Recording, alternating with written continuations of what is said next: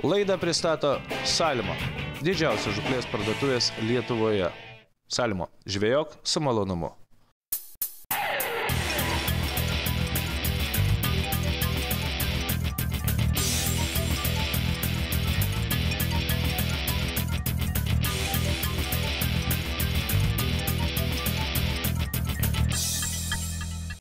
Sveiki visi žiūrintis laidą Vienam gale kablys, sveikinu su prasidėjusi žiema. Šiandien, kai jūs žiūrite mūsų laidą, be abejo, mes esam kažkur ant ledo, netoli jūsų. Bet prieš prasidedant žūklės sezonai mes kaip visada pasakojame apie naujienas, apie tai, kad jūs nepasiklystumėte paledinės žūklės subtilybėse, to labiau, kad paledinė žūklė irgi lygiai taip pat paskutiniu metu labai spėriai auga, atsiranda nauji kotai, nauji žūklės būdai, atsiranda begalė pačių vairiausių masalų, kai anksčiau mes žinodavom ten keletą vyžėlių ir keletą blizgučių. Ir jau daugelis meškeriotojų mūsų klausia patarimų, kokia žūklė užsiimti. Aišku, gal mes pradėsime nuo lydekų žūklės. Vis dėlto nuo sausio iki vasario 1 mes turime visą mėnesį, kuris mums leidžia žvejoti lydekas, tiesa dirbtinais masalais, vėliavėlių, skritulių mes nebegalim naudoti, galim naudoti juos tik tai Kuršių mariose. Tai galbūt pradėsime nuo lydekų ir žinoma jų žvejybą švytuoklėmis. Tai vienas įdomiausių ir turbūt spartiškiausių žūklės būdų. Čia nebūna tų tiek kibimų, kaip mes randame kokioje ešerių būrė ar dar kažką, bet susikauti su lydeka iš po ledo, kur yra pakankamai stambi, iš tikrųjų pakankamai įdomu ir mes kartu su Eugenijum pernai tai padarėme. Ir ne tik pernai, tačiau pernai mes pradėjome valdinėti naujus masalus. Pradėjome gaudyti kiek kitokiais žūklės įrankiais ir tai buvo be galo įdomu. Galbūt apie žūklės įrankį, kuris man paliko įspūdį ir dabar šiais metais jis labai transformavosi į pačius įvairiausius žūklės įrankius, apie kuriuos norėčiau ir papasakoti. Tai visų pirma, Salmo grupė išleido daug paledinio žūklės meškeryčių, bet jau be sargelių. Patys atsimenate, kiek turėdavome problemų, kai žvejodavome su sargeliais. Jie užšąla, kažkas ten užkliūna, valas. Ir ta problema buvo įspręsta leidžiant štai tokius labai paprastus ir lengvus žūklės įrankius, kurie padaryti iš T30 grafito. Jie yra tubuliaras, tai yra, jie yra tuščia viduriai, labai lengvi ir žinoma, su tuo lengvu įrankiu. Kodėl nereikalingas sargelis, jis yra labai jautrus. Tiesiog visas kibimas jaučiamas per ranką. Masalo žaidimas, jo valdymas jaučiamas per ranką. Tai todėl tie įrankiai iš tikrųjų, bent jau kas pabandė pernai, tai labai patenkinti ir šiemet galėsiu papasakoti apie tai, kas yra naujo ir įdomaus. Pernai aš gaudžiau štai tokiu Salmo perš įrankiu, kaip jau sakiau, kad jis yra tubuliarinis, tai yra tuščia viduris grafitas, labai lengvas. Aš stengiuosi dėti ant tokių žūklės įrankių lengvesnės rites, kad tiesiog pats įrankis būtų malonus ir jaustumėte kiekvieną masalo darbą. Lydekų mes tikrai pagavome, na, o įdomumas toks, kad būtent kibimas per rankas iš tikrųjų įspūdingas ir gaudyti tokiais žūklės įrankiais labai malonu. Jeigu kalbėti toliau apie lydekas ir tęsti pokalbį, kaipgi jas gaudysi mėnesį, tai aš rekomenduočiau Salmo Pro perš įrankį, nors tai yra parašytas lydekom, bet jis yra pakankamai kietas, senasis modelis, arba Salmo Pro Pike. Štai tokie žūklės įrankiukai papuošti geromis rytėmis iš tikrųjų padeda gaudyti žuvį ir kas įdomiausia, jie yra iš tikrųjų smagus rankose. Žinoma, ne tik įrankis gaudo ir masalas ir turbūt mes pabandysime pasakoti apie visą tai, kuo reikia ginkluoti žūklės įrankį, norint pagauti lydeką iš po ledo dirbtiniu masalu. Jeigu kalbėti apie rites, tai aš jau sakiau, kad, na, pavyzdžiui, lydekai galima naudoti ir galingesnę ritę, pavyzdžiui, Ice Pro, kuri turi gerus stabdžius ir tiesiog lydekai žvejojant stabdis yra svarbu, kad valas prasisuktų, ypatingai, kai jūs gaudote negiliai, tai štai taip komplektuojamas įrankis turėtų dirbti puikiai, kas svarbiausia, nereikalingas joks sargelis ir tai meškeriotojams daug patogiau ir nešiotis, žiūrėti, kad nieks neužšaltų, nesalūštų ir taip toliau.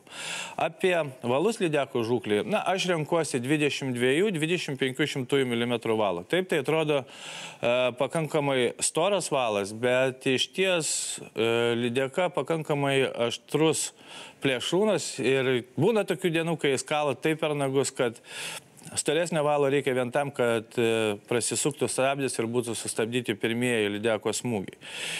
Tai viena iš tokių naujų rekomenduočiau Ice Poweris, nėra brangus valas ir lydekai tikrai turėtų būti gerai. Na, o jeigu kalbėti apie masalus, tai žinoma, numeris 1, aš kol kas manau, kad yra lydekai švytuoklė. Tiesiog reikia pasirinkti jos dydį, jos modelį ir suprasti, kad jeigu mes gaudame lydekas, mes tikrai nebijokime stambių, didelių švytuoklių. Kas yra svarbiausia? Nes, na, anksčiau kažkaip tai aš švytuokliam pradėjau gaudyti prieš gerus 5 metus. Pradžiai kažkoks buvo tokia panika, kad nenaudoti didelių masalų, nes vis dėlto visą savo palydinio žūklės karjerą gaudė avižėlę, įsivaizduoja, kad turim būti mažiukas masalas, kad vėliau žuvė, nu, o lydekai yra naiptol. Vis dėlto, kiek mes įsiaiškinam su savo bičiuliais, turbūt idealiausias švytuoklės ilgis yra 7 cm lydekai. Aišku, jeigu reikia lysti kažkur labai giliai, tai jokios baimės ir 9 cm, nes, na, jau atrodo, ta švytuoklė tokia pakankamai stambi, bet jūs puikiai žinote, kaip lydeka griebia vasarinius masalus, kad būna ir didelis wobleris, o išsikabina tas vadinamasis šniuriukas, peiliukas, tai lygiai taip pat viskas vyksta ir po ledu. Tačiau žvėdamas didelių masalų, automatiškai jūs ieškote žuvies, didelis masalas, norit, nenorit, darot pakankamai didelę amplitudę. Nes jisai turi didelį sparną uodeginį ir jo darbas yra tikrai įspūdingas, po ledu jis eina toli ir automatiškai iš toli sušaukia žuvį.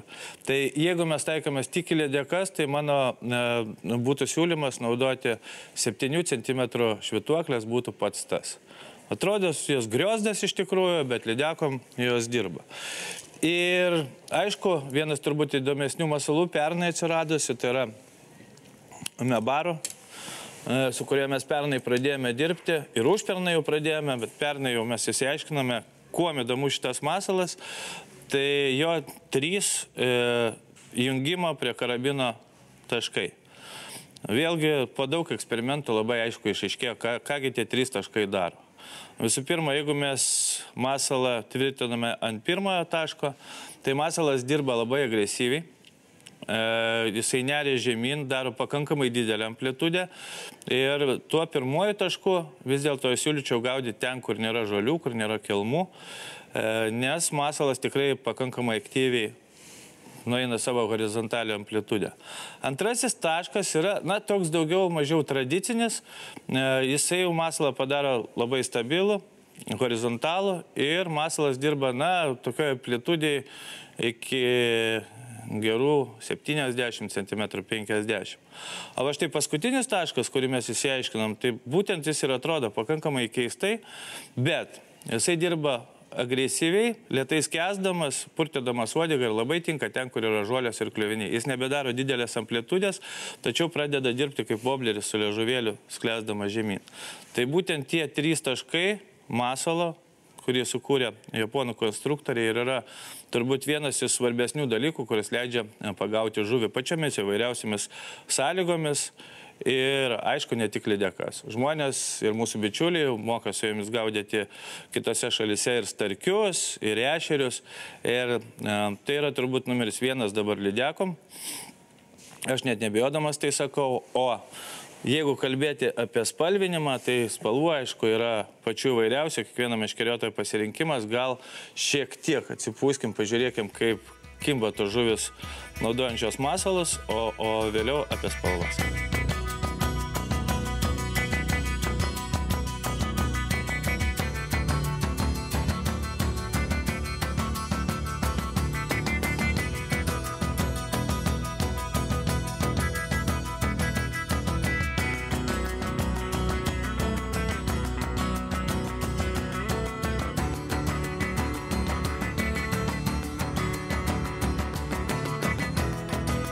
Tai va, kol kas yra mąstymas apie dvi spalvas. Ką mes apie ją žinome?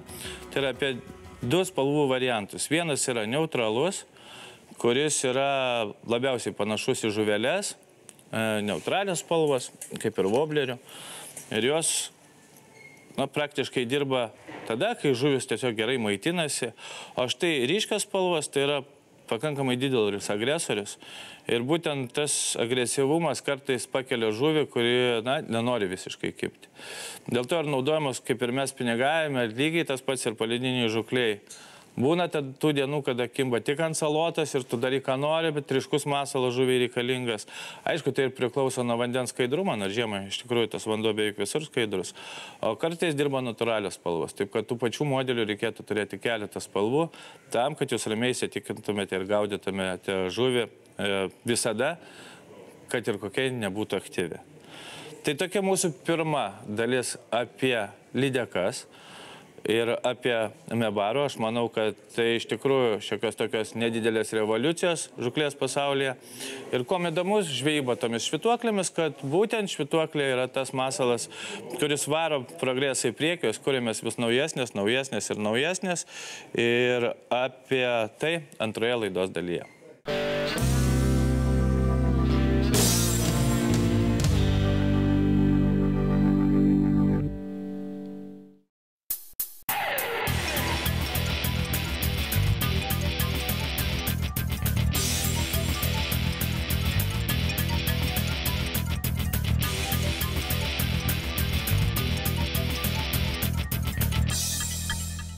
Sveiki sugrįžę. Mes tęsime pasiruošimą žiemai. Apie lydekas, manau, papasakome pakankamai daug. Aišku, daugelio meškeriotojų taikinys yra ešeriai. Kai jūs pastebite dabar, paskutiniu metu aš kalbu praktiškai vien apie švytuoklės ir blizgutes. Nors avižėlių žvejyba ir avižėlėmis žvejoti ešerius yra labai įdomu, bet tai jau šiek tiek praeitas etapas ir taip yra tam tikros vietos, upės, kur tu nenori esi priverstas gaudyti avižėlę, nes kitaip labai sunku pagauti žuvį, ypatingai viduržiemių, kai žuvis nėra aktyvios, bet vis dėlto šiais laikais švytuoklė yra tas dalykas, kurio galima tikrai pridirbti begalę pačių vairiausių nesąmonių. Ir man asmeniškai ji tampa daug įdomesnė, nes, kaip jau supratote pirmoji daly, kad variantų yra begalė. Tai čia, kalbant apie lydekas, apie ešerius, turime dar daugiau variantų. Ir aišku, tose variantuose visą laiką įdomu nardyti, lygiai taip pat kaip lydekų žvejyboj vobleriais, vasariniai ar pavasariniai ar rudeniniai. Tai jeigu kalbėti vėlgi apie įrankius, Salmo ProPerš pristačiau. Šiemet, kas yra įdomu, atsirado dar vienas naujas kotas, kurį aš būtinai įsigysiu.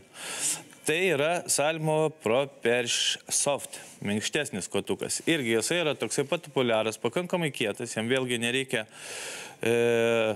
atskiro sargelio, bet jis turėtų būti jautresnis ir su juo galima gaudyti jau labai mažomis švytuoklėmis. Arba gaudyti tada, kai kibimas yra labai neaktyvus ir tas toksai patempimas per nagus gauni labai tokį neišreiškingą smūgį. Ir vėlgi, kam reikia ilgesnio kotelio? Tai man iš karto aišku, kad šitas daiktas atsidurs mano žuklės dėžėje ir lygiai po savaitės aš jau su juo kažką tai makaluosiu, net neabejoju. Vėlgi, tokiam kotui rinksiuosi kažkokią tai lengvą, nedidelę ritutę. Tai neesminis dalykas. Esminis, kad nebūtų turbūt per sunku rankai visai dienai. O jeigu kalbėt apie masalus, tai galima kalbėti labai daug, kaip ir kalba mūsų bičiuliai. Visų pirma, vėlgi, švytuoklės. Mebarų mažesni variantai, su kuriais mes pernai gaudėme su Eugenijumi. Turėjome tik vieną žuklę, nes mažesni variantai, mažieji masalai atsirado tik tai pernai žiemos vidury, kurios nebuvo. Tai mažučiai, iš tikrųjų, jie nėra tokie maži, tačiau įdomus, pakankamai išraiškingi masalai, kuriais viduržemį sugebėjome pagauti ešerių, ir tai buvo svarbiausia. Tada, kai atrodė visiška nekiba, kai ta žiema tokia kažkokia tai prasta. Ir būtent tokie masalai mums davė pakankamai nemažai adrenalino gaudant žuvį. Ir tikrai šiemet jau galvoju, kad jeigu bus ta tikrai žiema, kurią prognozuojame, kurioje ateina, mes jas išbandysime labai daug kur, įvairiuosiuose vandens telkiniuose ir būtinai su jais pagausime žuvį. Jeigu kalbėti apie tradicinius masalus, tai yra Lucky John klasika, tai aš vis dėlto esu daugiau šalininkas pasirinkti 5 cm masalą, nes jis man yra kažkaip tai įdomesnis. Jis turi ir savo tą didesnį nuplaukimo amplitudę į šonus ir pati jo idėja, aišku, kad jisai gaudo žuvį. Vėlgi ant tokių masalų labai dažnai papuola lydekos ir, na, tokie masalai naudojami tokiuose galbūt daugiau didesniuose gyliuose, tada, kai reikia susirasti žuvį. Būna taip, kad nori, nenori, tu turi nusigrybauti iki super mažo masaliuko ir tik tai tada tu gali pagauti, pavyzdžiui, didelį ešerį ant labai mažo masalo. Irgi tai būna, dėl to vėlgi tais masalais reikia padirbėti, turėti įvairiausių variantų. Vėlgi spalvinė gama yra labai įvairi ir labai sunku apie ją kalbėti. Kiekvienas meškeriotojas savo vandens telkiniuose atranda kažką tai tokio, nėra to idealaus vienspalvio masalo. Tiesiog štai šiemet atsirado nauji masalai, kurių mes nebandėm. Tai vadinasi Lucky John Baltic masalas. Jūs, kaip matote, tikrai labai skiriasi nuo tradicinių. Yra platus, yra keletą dydžių ir jo tas platumas, kiek aš įsivaizduoju, turėtų taip pat aktyviai vilioti žuvį, netgi masalas turėtų dirbti kiek kitaip. Kol tai yra naujiena, aš dar daug negaliu apie jos papasakoti, tiesiog aš iš karto jų įsigijau tam, kad pabandyti, pagaudyti ir jau kitose laidose aš pasakysiu, kaip jo kimba, ką mes darėme, kaip mes atradome, kaip jį reikia pravesti, bet tai lygiai toksai pat įdomus masalas. Vėlgi negalime užmiršti ir blizgių. Nes ešeriui būna tokių vietų, ežerų, kur blizgiai geriau tinka negu vadinamoji švytuoklė. Ir netgi štai tokio dydžio, didelės blizgas, ypatingai jeigu žvejojame kuršmarės arba dideliuose giliuose ežeruose, kur giliai yra 14-15 metrų, nereikia bijoti štai tokių didžiulių blizgių, nes jos iš tikrųjų kartais padovanoja įspūdingų laimikių ir žvejyba tampa įdomi. Taip, kad blizgė vėlgi tokia klasika, galbūt visai pamiršta, bet variantų yra pačių įvairiausių, nuo didžiausių iki mažiausių. Ir pavyzdžiui, lankantį Švedijoje pernai, kai Lietuvoje nebuvo ledo, mes Švedijoje praktiškai viską sugaudėm štai tokiam dideliam blizgam ir kibo iš tikrųjų įspūdingi ešeriai, viena kita lydeka. Taip, kad tokių variantų nereikia pamiršti. Ir dar vienas variantas, pats smulkiausias. Jeigu yra taip, kad jaučiate, kad yra ešerių, ten jie pastumia tą švytuoklę, bet neima, tai jau mes meškeriotojai nusigrabavome iki tokio dalyko. Imame tradicišką balalaiką, tai yra palydinė žuklės meškerėlė su sargeliu, kad matytumėme ešerio prisilietimą ir naudojamas pačios mažiausias blizgutės. Štai tokios, pirmo numeriuko. Ir patikėkit manim, tai kartais duoda tokių rezultatų, kad netgi baisu žiūrėti, aplinkui niekas nieko negauda, tu gaudai tokiu masalu ir gaudai idealiai. Jeigu kalbėti apie valus, tai žinoma, tokiai mažai blizgutė aš naudoju 1/10-12 mm valus. Jeigu gaudau švytuoklėmis, gaudau kietais kotais, aš naudoju 14 mm, kartais net 16-18 mm valą. Priklauso nuo ten, kur jūs gaudote, kokie yra kliuviniai ir kiek yra aktyvus ešeriai. Švytuokliai tai nėra esmė, aš galvoju, esmė jos darbo yra valo storumas. Aš vis dėlto įsivaizduoju, kad kuo planesnis valas, tuo švytuoklė dirba natūraliau ir vilioja žuvį. Na ir mes nenorime pamiršti balto žuvies mėgėjų. Šiemet vėlgi, kas yra įdomu, išleistas kotas, kuris vadinasi Salmo Ice Feeder. Taip, tai dugninė meškerė, bet skirta gaudyti baltai žuviai šėryklėlėmis. Mes dirbame daug, žvejodami baltą žuvį, ypatingai minėje, ir jeigu pamenate, mes bandėme pritaikyti pačias įvairiausias meškerėlės su sargeliais tam, kad mes pamatytumėme kibimą. Žvejom štai tokiom nedideliam šėryklėlėm. Žvejyba tikrai labai paprasta. Dėjome į šėryklą jauką, jau paruoštą. Ir tiesiog skandiname gražiai į dugną, ilgas pavadėlis, paprastas kabliukas ir labai gražiai gaudėme žuvį. Tai va, šiemet yra išleistas variantas, kuriam vėlgi nereikia sargelio. Nereikia sargelio, nereikia užšalimų, nereikia kažkokio reguliavimo, tas sargelis nenukris, nenušoks, tiesiog padarytas ant tiek minkštas soft kotukas, štai toks minkštutis, kad kiekvieną kojos, plakio, karščio prisilietimą mes tiesiog matysime štai taip galiukui dirbant. Vėlgi idealu, niekas neturėtų kabintis, mes jį būtinai pabandysime, kai gaudysim baltą žuvį, bet ta naujiena iš tikrųjų gera ir aš manau, kad daugelis, kuris ją pabandys, turės smagų laiką žvejodamas baltą žuvį ir kodėl ne. Tuo labiau, kad ne tik Minijoje daugelis jau išbandė šitą variantą kitose upėse, kai buvo užšalusios. Ir kalbėjo apie tai, kad taip ir Kauno mariose, žvejojant šėryklėlę, ten, kur yra srovė, visiškai gražiai kimba stambios kojos ir karšiai. Kažkas įdomaus, naujo ir tai nereikia praleisti pro šalį. Tai aš manau, kad šiandien tiek apie visas naujienas, ką mes bandysime. Aš labai džiaugiuosi, kad tas termometras rodo teisingą minusą. Žiūrėsime, kai bus, svarbiausia, kad sukaustytų mūsų vandens telkinius, o jau tada mes viską bandysime tiesiog gyvai gamtoje. Šiandien tiek apie naujienas. Linkiu nei žvyno, nei uodegos. Tiesa, vos nepamiršau, nepamirškite štai šitų dalykų ant ledo. Tai yra visų pirma, ledai, kaip visada, pradžioje būna ploni, visų antra, be šitų išlipęs ant ledo jau galite gauti baudą nuo gamtosaugos. Pernai, man atrodo, berods buvo 200 litrų liktai. Tai turėkite omeny, nežinau, kiek dabar tai siaurai stingiu skaičiuoti, bet turėkite omeny, kad ant kaklo šitie dalykai apsauga turi būti visada. Ne tik dėl gamtosaugos, o dėl to, kad jeigu įlūšite, turėsite įsikabinti kuom į ledą, pasišaukti draugus ir, aišku, aš labai tikiu, kad viskas bus gerai. Neįlūškite, kas yra svarbiausia. Tai viskas kol kas. Nei žvyno, nei uodegos, lygiai po savaitės ant ledo.